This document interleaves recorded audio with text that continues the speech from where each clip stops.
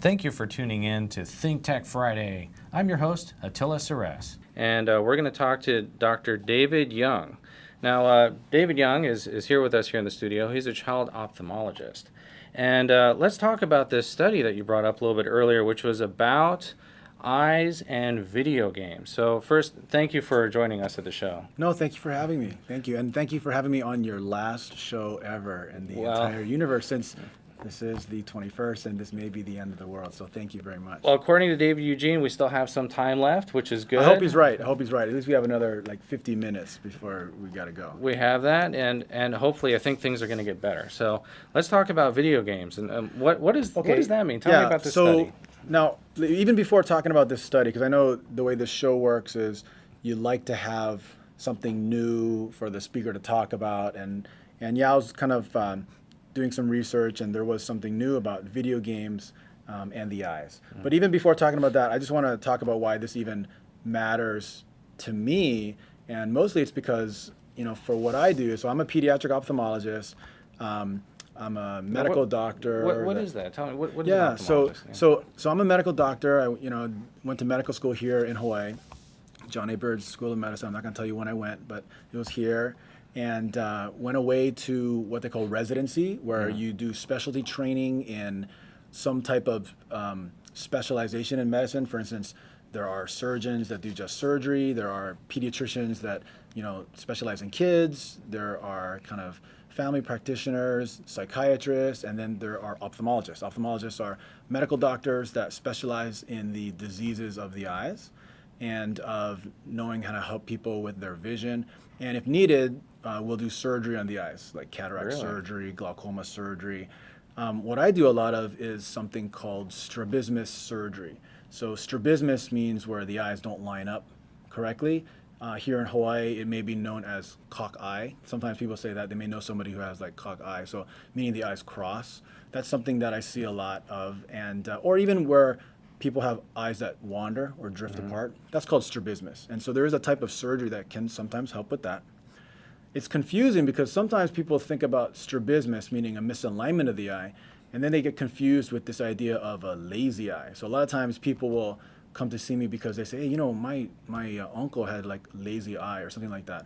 And I have to actually ask them, well, what do you mean by that? What does that mean, lazy eye? Because lazy eye, maybe they're meaning that the eyes wander or cross. Maybe they mean that the eyelid is droopy. I have to kind of tease it out. What do you mean by that? What does that mean, lazy eye? Because some people mean lazy eye to mean the eye doesn't function well, that the vision is poor. And that kind of brings up this subject about video games, and I'll get to that and how that works. But what happens a lot of times is your kid, is not really complaining about their vision. They'll go see the pediatrician, and as part of the well baby check, the well child check, they'll look at the ears and the eyes, and they'll kind of, hammer the knees, things like that. They'll get their immunizations. If they're old enough, they will actually test the vision in each eye. And they have to do it one eye at a time, because otherwise the kids sometimes cheat. Oh, really? Right. So what they're doing is, you may remember this, because it probably wasn't too long ago for you, but you stand in the hall, and the pediatrician or the nurse helping will have you cover one eye. You have to read the chart, the eye chart. You have to stand 20 feet away. And you read the eye chart with one eye. Oh, great, you did great. And then you do the other eye. And you got to do one eye at a time, because otherwise you won't know if one eye is lazy or not, meaning you won't know if there is what they call amblyopia. So this is I know we're getting kind of crazy with the terminology, but I'm sorry, so there's this issue that happens in children called amblyopia, and that's, some people call that a lazy eye, meaning one eye can't see as well as the other. And so there's different ways that kids can get amblyopia. The first way is maybe their eyes cross. And so that's why you can see where the confusion happens, because sometimes people have eyes that cross, and that causes amblyopia, meaning one eye crosses. That actually makes that eye that's crossed can't see very well, so they can develop poor vision. Another way you can get poor vision as a child is, instead of the eyes not lining up well, maybe one eye is perfect, but the other eye needs glasses, or somehow the prescription in that eye is not so good. And so one eye is better than the other, the brain only uses the good eye. The other Oh, I eye see. starts becoming not used, and so it's almost like it's atrophied. So if you don't get that corrected early on, does that affect you later in life? Right, that's the problem. Is that the reason the pediatricians will screen for this early Okay. on is because they're looking for amblyopia. So this is something we're going to have to talk about because this is very important. Sounds good. Well, keep us tuned in. This is Attila Saras for Think Tech Friday, broadcasting on KGU 760 AM. Here with Dr. David Young, talking about eyes and children. Stay tuned. We'll be right back after the break. Thank you for staying tuned. This is Attila Saras with Think Tech Fridays. We're live, and we're here talking with Dr. David Young about children's eyes and what it could mean if your children play video games. According to a recent study, there is some interaction with video games and how the eyes work in children.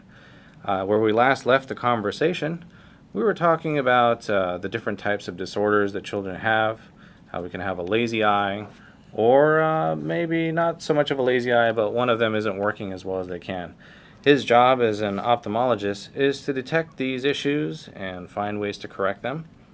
But let's move on to the really exciting study that you were talking about. This looks really cool. No, I can't move on to the study yet. Not yet. I gotta set up the program. Okay. Because no, it's true. I will get there. I know you guys really want to hear about the study. Yeah. But let me first kind of go through again some of the words we use because I know these are new words for a lot of people. So I was talking about amblyopia Yeah. and how Which was one eye can't see as well as the other, or somehow in childhood something's wrong with the eye that doesn't allow the brain to learn how to see. And this is a disease that only happens in children because the child's brain is learning about their world, and just the way that we're programmed, if you don't get the proper stimulation for that sense, your brain at a certain point, at a certain age, will never learn how to use that eye. So this is what's weird about this condition. It only happens in children, and they felt it pretty much only happened before age 7 or 8. And this is the idea of neuroplasticity and all these words, Yeah. but the idea that there's a critical point in your life where if you don't learn that, you'll never will. The idea of you can't teach an old dog new tricks, this kind of concept of like language, where some people feel you can learn language really easily when you're 1 or 2. But if you try to pick up a foreign language when you're 12, then you're always going to have an accent. Yeah, I remember back in college there was a study about cats, and they raised them in this box that had only vertical stripes. And then when they let them out into the real world, they couldn't see any of the horizontal stripes, and they couldn't navigate a maze. So it's the same kind of idea. Your brain develops at a certain time, and if That's you right. don't have that sort of interaction, I know. I mean, I have a 3-year-old, so I get it. If you don't, love and hold and really, spend that time with your children, they do suffer later on in life. So it seems like it's all walks of life, and the eyes being well, we have most of our brain used for our vision, right? Is that not right? Yeah, no, I mean, vision is very important.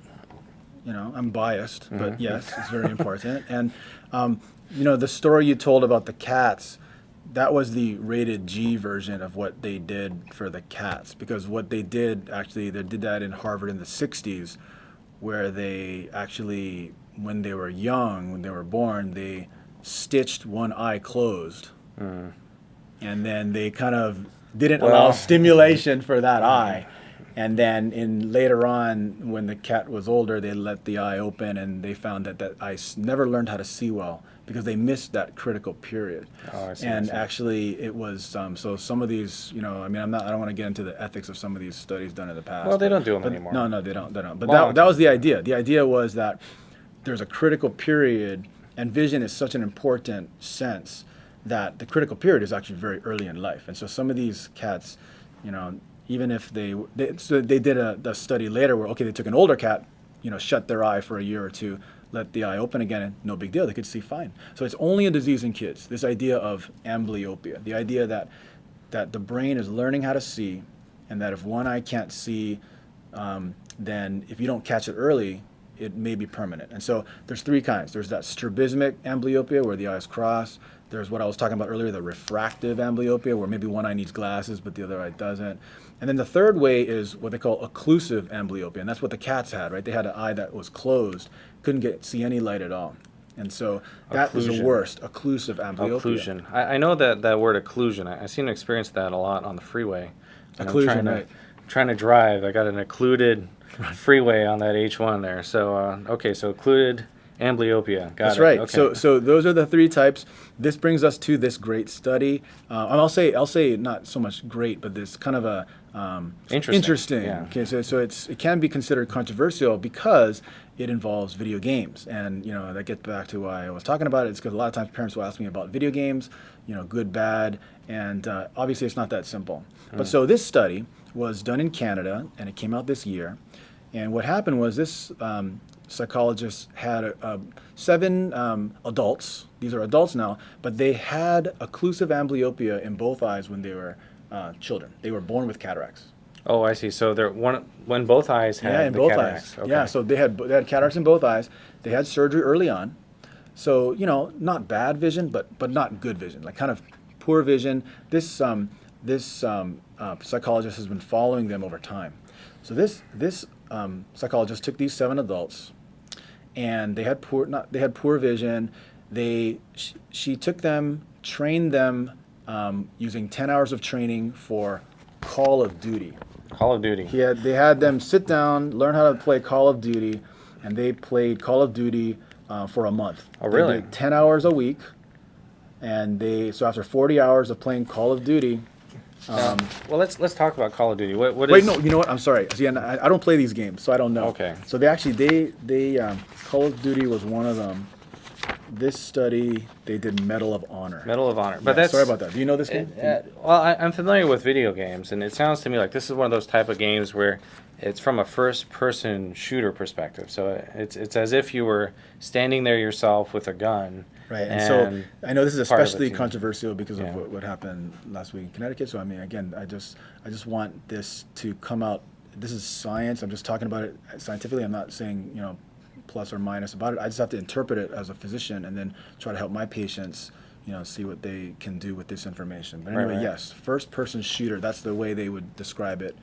And so these adults, 7 of them, so small study in Canada, right? So, they're not very violent there anyway, right? So they're in Canada, 7 adults.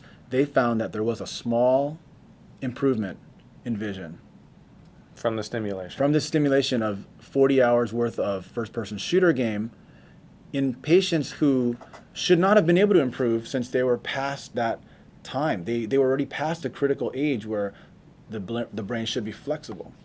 And so this psychologist was saying, wow, this proves that even an adult, the visual system can be flexible. Of course, again, it was a small improvement.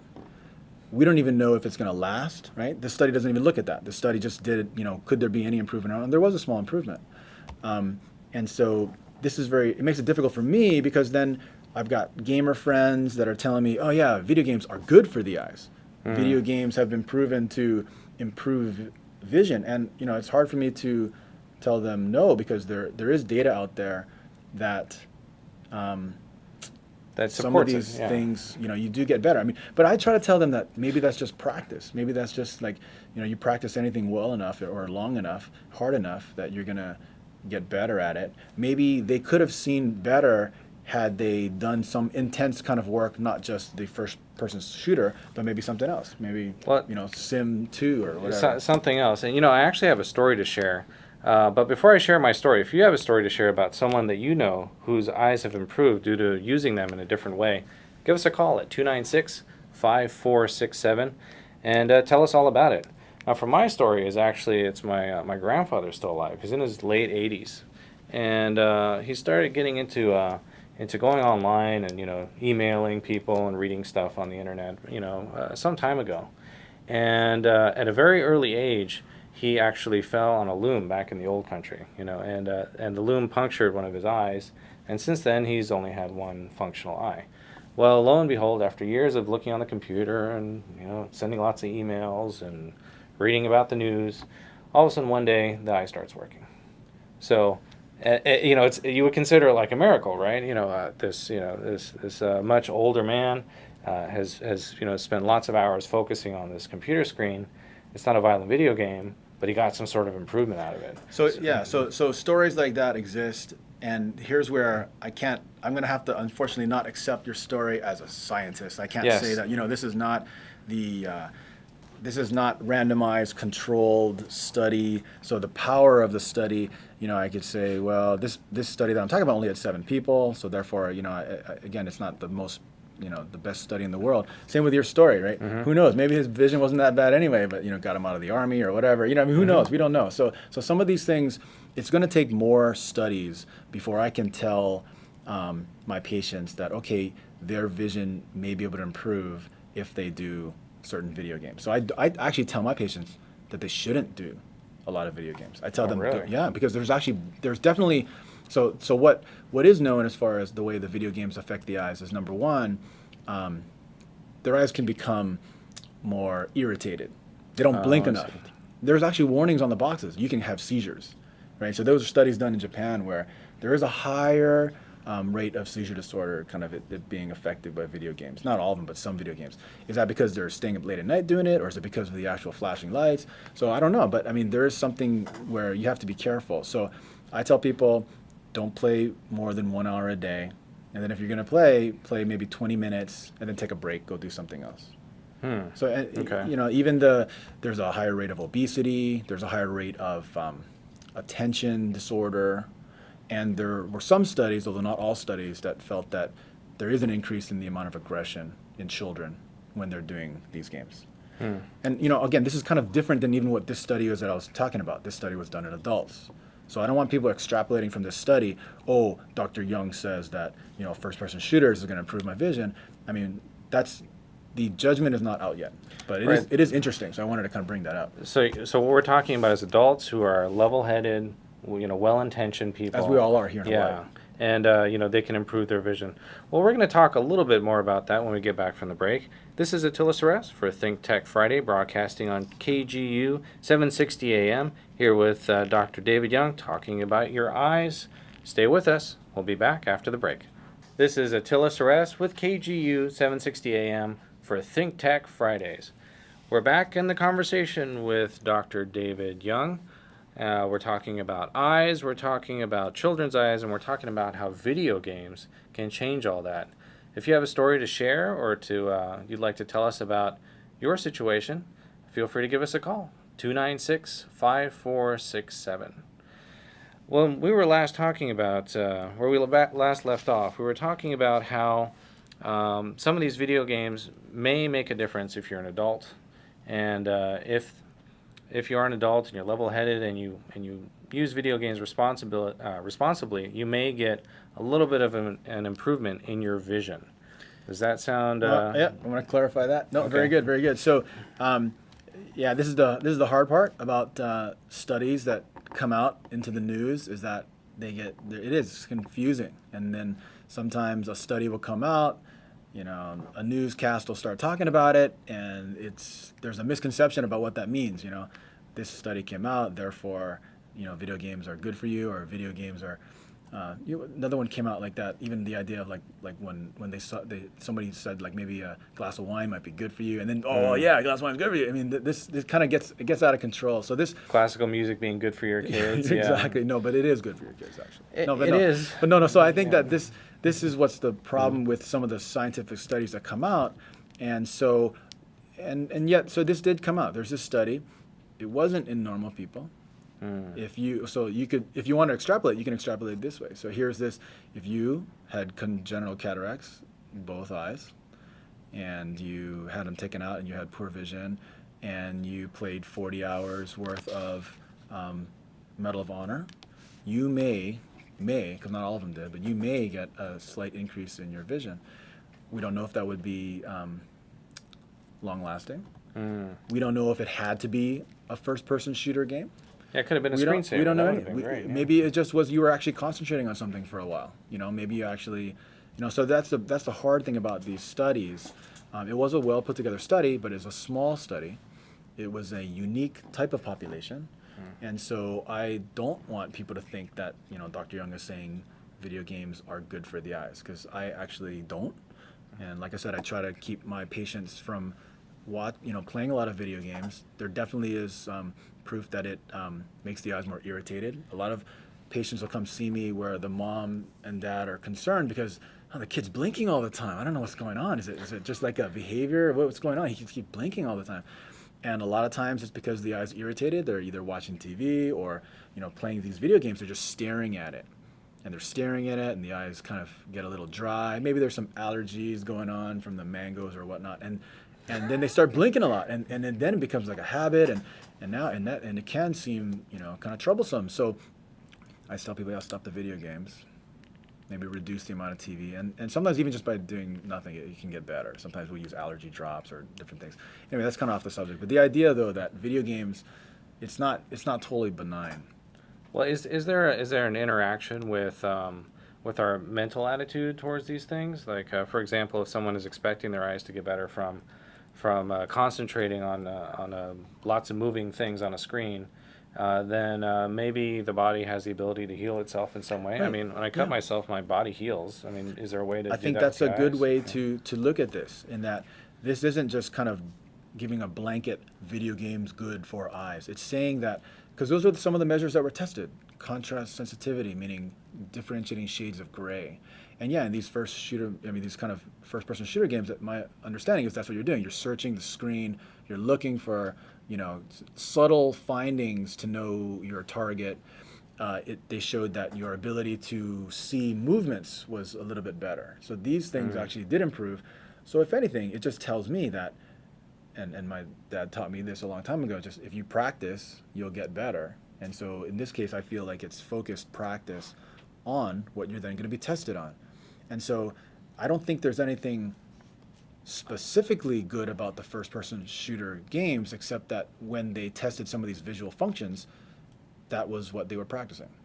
So concentrated effort. Exactly. That's really what makes it all happen. Yeah, that's really good. And then, I guess it seems to me like they need to keep that up if they want to keep that improved vision also, right? So we can theorize, but as far as the studies, they're not out there yet. So, what has been shown, and this is where I go back to how this is my kind of area, is that if you do the idea of testing vision in a child, and once you're diagnosed with amblyopia, I'm not telling you go out and play video games, but after you're diagnosed, there are treatments that we can do to improve the vision. That's known. That is solid fact. This other stuff that I'm talking about with this one study, again, just kind of a blip on the screen, just something interesting to talk about, but not something that I want people to apply to their kids, because I don't recommend video games for kids. Well, and so, I mean, as parents, really, what should we be doing? I mean, obviously, we think that our kids are perfect when they come out, and, as they grow up, everything seems okay. I mean, should we be looking out for something? Is there some telltale sign we should be looking out for, or is it just really obvious? So, and I'm going to only talk about it in terms of the eyes, because, it sounds like you're talking more about, a good kid, and I'm sure all the kids are good, and no one, they're okay. Everyone's doing their best. But as far as the eyes, you're looking for blinking. Blinking, okay. Yeah, if you notice that your kid is blinking a lot, or if they're rubbing the eyes, or if the eyes are tearing a lot, or if the eyes look red, if they're complaining that the eyes are owie or somehow uncomfortable, if they go super close to the screen, maybe they're just trying to get in on the action, but it could be a sign that maybe the vision is not perfect. And then definitely go to your pediatrician's appointments so that they can screen the vision professionally. Oh, I see. So the pediatrician does the first screening. They do the real screenings. And then if they see something, then they'll get referred, because it's one thing to just say, oh yeah, my kid doesn't listen, right? I mean, maybe that's just being a kid, right? And then, or maybe, it doesn't seem, hey, where's that ball? Oh, it's over there. Oh, yeah. I mean, some things you may just be them fooling around, but the pediatrician will actually screen for real. Or, if there's a family history of eye problems, sometimes people come see me just, off the street. Oh, so so maybe as parents we should look out for any sort of family history of eye problems. We should look out for any sort of blinking or tearing, any kind or of redness. Abnormal look of the eyes. Like if the eyes look abnormal, of course, if they're crossed or something that doesn't seem quite right about the way the eyes look, or if there's a question about the way they seem to function. Like you think your kid can't see well because they're always sitting up close or things like that. Oh, okay, so it's not just the cartoons with lots of flashing lights. It's Yeah. them actually, because that's the other thing I noticed. When you look at Scooby Doo from Yeah. 20, 30 I years don't ago, think it's people know nice what and that means, slow. Scooby-Doo. Yeah. Oh yeah, you're right. That type of cartoon. Yeah, it's like the slower, maybe the Smurfs. That's you know, my those- generation, the Smurfs. Yeah, exactly. It's kind of like nice and slow, but the newer ones I notice are really intense. There's a lot of flashing, a lot of colors, and Right. I mean, I'm not saying that those types of programs are bad for you. There's no proof that watching TV, using video, iPad, or your Screen iPhone, time. there's no proof that screen time makes the vision worse. Mm. So that's the thing that moms and dads always ask me, like, oh, it's going to make their vision worse.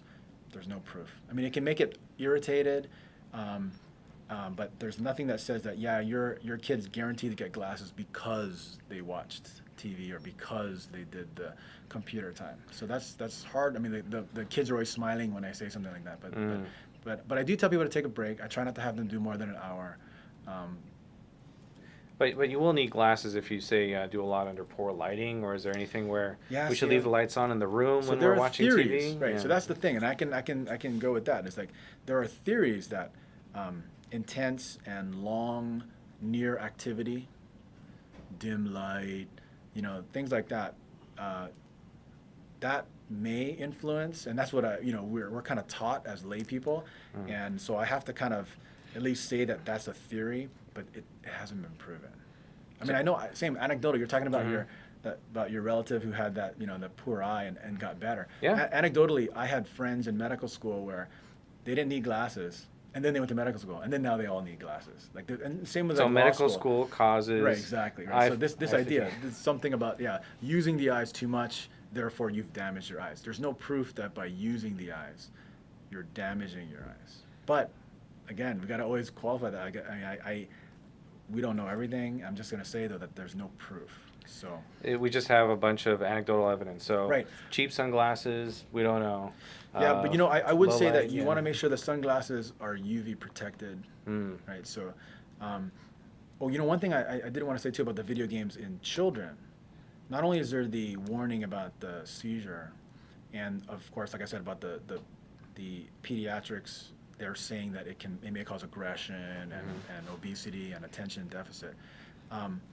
There is a warning with these new 3D video games. Really? That the 3D video games in a visual system that is still developing. So any kid less than 7. Okay. That these 3D video games, somehow they may trick the eyes, and so they may not learn how to use the eye muscles correctly. It might cause strabismus. It may not cause, but it might influence whether a kid is going to get strabismus or not, meaning the eyes drifting or crossing. So that one has not been, that's not proven, but there's little warnings on some of these 3D video games too. So some of those might influence the eyes more so than a regular video game. So parents with Be children aware. under 7 should not have them playing 3D video games. Yeah, I'm going to just go yet. ahead and say, you shouldn't, because I don't know the answer. And there's at least some in the industry that are like saying, ooh, maybe they shouldn't be playing 3D video games. Well, are your kids playing 3D video games? Let us know about it. Give us a call, 296-5467, and let us know what you think. Well, it sounds to me like this is a very interesting topic. We're going to finish up in the last section. We're going to talk about the future of this field. And this is Attila Suras with Think Tech Hawaii. This is Attila Suras with Think Tech Fridays. Thank you for tuning in. We're live and we're talking about your children's eyes. But before we continue, I'd like to introduce Jay Fidel. He is another Think Tech host, and he has a special announcement. Well, actually, I got a couple of special announcements, if you don't mind, Attila. Sure. First, I want to talk about the legislative briefing. The Hawaii Energy Policy Forum is doing a legislative briefing on January 10th at the State Capitol Auditorium in the basement of the State Capitol. It's quite something. It's the annual thing, to describe what's going to happen in energy in the legislature this year. So we'll have comments from the chairs of the energy committees, of course, namely Denny Kaufman from the House and Mike Gabbard from the Senate. And we'll have the chairs of the Energy Policy Forum, Mike Hamnett and Sharon Moriwaki, talking about the state of clean energy. We'll hear from Carl Friedman about the Metrics Project. We'll hear from Ray Starling about Hawaii Energy. We'll hear from Lieutenant Governor Brian Schatz about leadership challenges. We'll talk about the energy mix with Robbie Brad Rockwell. We'll talk about implementing the right resource energy mix with Hermina Morita, the PUC chair. We'll talk with the money committees, Marcus Oshiro from the House and Senator David Ige from the Senate Ways and Means. And we'll have closing remarks, as I mentioned, from Mike Gabbard of the Senate Energy Committee. So this is a great program. It's on January 10th from 11:45 to lunch and thereafter. So try to come on down to the state legislature on that day. I also want to talk about what we're doing on January 24th. This is Hawaii Venture Capital Association and ThinkTech. We do our annual Entrepreneur of the Year and Deal of the Year awards. We celebrate heroes in the tech industry and in the entrepreneurial community. It's at the Plaza Club, 11:30. It's a luncheon. If you want to attend, sign up at hvca.org, hvca.org. Thank you so much, Attila. Now back to you. All right. Thank you, Jay. I appreciate that. Where we last left the conversation, we're asking you to give us a call and tell us about your stories at 296-5467. And we're also talking here with Dr. David Young. He's a child ophthalmologist, and he's telling us about what parents can do to keep their children's eyes healthy, the kind of things that make a difference and the kind of things that don't. And, we talked about the various, old wives' tales about low lights and rubbing eyes and all the other kind of random things that that people talk about when they bring up children. But probably the best advice that you had was to make sure that you go to your pediatrician on a regular basis, get that first time screening every single time, and make sure that your children's eyes are healthy right there. Now, I kind of want to go on to what is the future of all this? What do you hope is going to happen, say within the next 10 or 15 years when it comes to child ophthalmology? I'm imagining that this is a field that is changing every day with new findings. So, can you tell us a little bit about that? Yeah, ophthalmology in general is a high-tech type of field, and a lot of it has to do with diagnosis. Like there are better types of computers and types of equipment that we have to diagnose what's wrong with the eye. The testing is better, and the types of surgeries that are out there getting better. So in terms of this idea about visual training, the future may be kind of along these lines where through study, through doing these researches that'll show specifically what type of, and right now it's just games, right? They're talking about, they just took a game off the shelf and then started playing it and asking and seeing if the adults did a little bit better. Right. But what if you can actually design the perfect scenario that would allow that person to basically learn how to see better? What aspects of this type of first-person shooter game, what's necessary in order to actually create a purely therapeutic type of, and I'll just say video game. I know people don't like that because they'll say video game, but maybe you don't have to call it that. But Stimulation, some kind of visual stimulation. Kind of like Clockwork Orange. We pry the eyes open. I know people don't like that movie. No? Okay. So a little bit different, yeah, but close.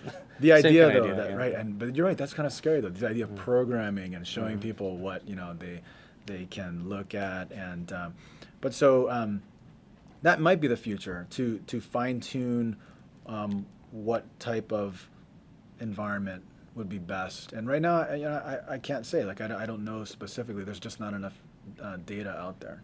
But at least for now, maybe we're going to become more educated about the kind of things we should and should not do. The amount of, because I heard recently that your child should only get a maximum of 2 hours of screen time per day. So that's the American Academy of Pediatrics recommends that, 1.5 to 2 hours. Wow. Not more than that. And so, as an adult, I spend a lot more time than that in front of a screen, and I think as a child. Yeah. See, so again, I don't know if is this adult. Like I can't say whether, like, there's no proof again that it's going to hurt your eyes, but if the future includes just trying to interact with screens all the time, we will have to figure out what is the best way to keep your eyes from getting tired and irritated. Like I said, some people actually have fatigue from being on the computer screen all day. Is it that, or is it the work environment where they're at? Is the air conditioning on and actually making the eyes more dry? Are they not blinking enough? Are there contacts in there and they're getting all dried out? Like, the best person for you to see would be your eye doctor to actually, you can tell them what is your work environment, what do you do all day, how do you use your eyes? And then they can kind of look and see, make sure your glasses are right, make sure your contacts fit right, kind of work with you how old you are, because things change as you get older. And then so the best thing is to go back and see your eye doctor. Hopefully you have an ophthalmologist, see your ophthalmologist, or your optometrist, see your optometrist. And then you go ahead and go out there and get a professional opinion on how to best use your eyes. No, that makes sense. And I guess the first person to listen to is yourself in that respect, right? See if you have any sort of pain, migraines, headaches, like you said, any sort of dry eyes, red eyes, those kind of things. And then maybe make a note of your environment and see how that could be affecting it. And then see a professional to see if you can actually repair But the that's why for damage. me it's a lot of fun because the kid doesn't complain. So a lot of times that's more like, oh, what's going on? You got to try to play with them and kind of get them to trust you, and that part of it, that's the fun part for me for pediatric ophthalmology. But there is this added concern because of what we talked about earlier, in that a kid can be threatened by this idea of amblyopia. Whereas an adult, that never happens. That doesn't happen. But as a kid, you got to get screened early enough that if there is a problem, you can intervene before that critical age where the brain stops learning how to see. So that's why, it's so hard for kids, because it's hard to do the exam because they're screaming, they don't like it, they're not going to tell you what's wrong, and yet you got to do it early because otherwise you may miss the chance to improve the vision if you do it too late. Like if you're later than age 8 or 9 or 10, you may have missed your chance. Yeah, I think even, don't some schools also require it? See, that's great that the schools will do that vision screening, and sometimes they'll do it on their own. There's different clubs that'll go out and do it on their own. I think that's great. Something that's going to go ahead and, but that's just a screening. That's the thing, is that that's not an official way. The way you should do it is through your pediatrician. Well, and that's the thing, is that if it doesn't get fixed early, then they underperform in school and with other relationships, and it can affect them for life. So the future's bright, as long as people, pay attention and actually go ahead and listen to their kid and do what their doctor says. So listen to your children. Listen to the children, okay? Not just daddy. Let me watch, more and more TV. That's not what I mean. I don't mean that. More Thomas the Tank Engine. Right, That's all I get to hear. So more than that. So listen to them and really pay attention. Pay attention to yourself to see how your environment could be affecting it. Look out for any sort of trouble with reading or writing with your children. That sounds like a good tip. And really just, I like the idea of limiting screen time. It just seems to be like something that's more and more difficult to do. Yeah, it really is. So hopefully, I'm going to throw it back. Hopefully the technology actually will somehow move away from just screens. Maybe there's a way to do that. I don't see it. That's definitely not my area of expertise, but maybe there's a way to do that. Why do we have to interface with screens all the time? I guarantee you right now there are probably 50 commercials running for a number of book readers, either from Amazon or for Barnes & Noble, the Nook. I'm even starting to see that, obviously we don't even have bookstores here in Hawaii really anymore. They've all kind of closed down because everything's going into this digital format. And, if the idea of sitting down and reading your child a digital book at the end of the day is what we're going to expect, then that counts as screen time right there. Yeah, but it's so hard because actually that type of screen, like you're saying, some of these, the Kindle, because you can change the font, it's opened up a whole new world to people that have visual disorders. Otherwise they couldn't even just read a book. They'd have to hold the magnifying glass and they couldn't do it. Now this has really opened up so much that they actually make it easier to see things. You can change the contrast, so there actually are benefits that technology is providing. It's not just all negative. But right, it's more just, okay, the technology's out there, we got to learn how to use it appropriately. Yeah, that kind of makes sense. Yeah, I know that there's the e-readers that are out there. They use something called electronic paper, which is black and white. So the Amazon has a version of that. That's the original Kindle, and then it's moved to LCD with the high-res displays. So that's what you see like on the iPad and the Nook and these other ones. I don't know of data that shows that, although it may feel better to look on that type of e-reader rather than the regular screen, I don't know of data that shows that that really is better in terms of the health of the eyes. But I do that too. Like when I feel the Kindle is easier to read, but I don't. There's no proof that it damages the eyes to just use the iPad instead. But try to get your 2-year-old to look at a little black and white screen versus They're bored, right? a nice pretty iPad with pictures and all that good stuff. So yeah, we need more data. Like we need more data. We need the studies out there to actually say because And are they doing otherwise that? it's anecdotal. I'm sure. But I got to look into it more. But yeah, now I will. No, Okay. And anyone else who's out there can also look online. Share the studies with us. I think that is very interesting. I think we're going to have a very interesting future with our children and how we are able to entertain, inform, and interact with them. So that's some really neat stuff. Well, it sounds to me like we've gone over all the different things that really make a difference. And I thank you for coming into the show. No, thanks for having me. Thank giving you. us the opportunity to talk about it.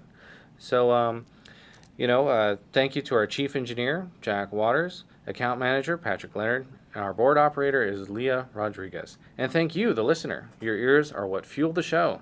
We'll be back next Friday, but be sure to tune in on Wednesday with Jay Fidel for more Think Tech. Remember to appreciate life, do good to others, and have a great weekend. Thank you, and aloha.